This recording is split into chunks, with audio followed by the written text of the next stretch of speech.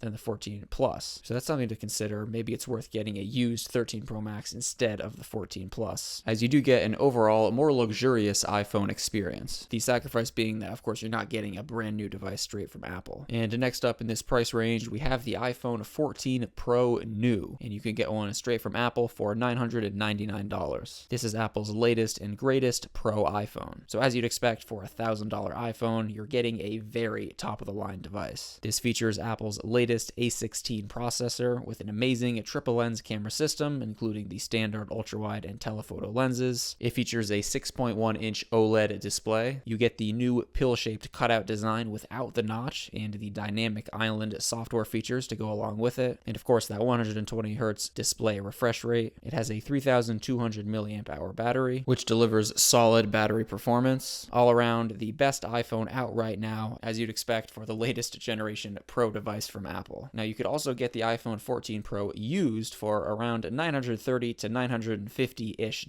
So you could save around $50 to $70 or so getting one used. But if you're going to buy an iPhone 14 Pro, since you're already paying so much money for a phone, at this point in time, in early 2023, it's probably best just to get a new one, since it's a minor difference in price here, and again, you're already dropping so much money, it's worth just getting it new at that point, right from Apple. And moving on to our final price range, being iPhones that you can get for between $1,000 and $1,100. And there's really only one device that's in this price range, and it's the iPhone 14 Pro Max. Of course, it being the most maxed out, top-of-the-line an iPhone you can get in pretty much every way. So in terms of the new market, you can get one for $1,099 straight from Apple. And everything that I said about the iPhone 14 Pro applies here. It just has that larger max display size at 6.7 inches. So of course it has the Apple A16 processor, the top of the line triple lens camera system on the back, the new cutout design without the notch, with the dynamic island software features, the 120 Hz display refresh rate. It has phenomenal battery life with a huge 4,323 milliamp hour battery, an absolute beast in terms of battery life. And you could also get one of these used for around $1,000, so you can generally get $100 off by going for a used one. But honestly, if you're going to go for the 14 Pro Max and you're already going to spend that much money on a phone, if you're already in this high of a price range, I would recommend spending just that extra $100 to get it brand new from Apple. And guys, that just about wraps it up for this video. If you're an iPhone user, let me know down below in the comments section which iPhone you're currently using. And also, if you're considering buying an iPhone soon, let me know down below in the comments section which one you're considering getting. Thank you guys so much for watching this video. I hope you found it helpful, and as always, I'll catch you in the next one. Peace out.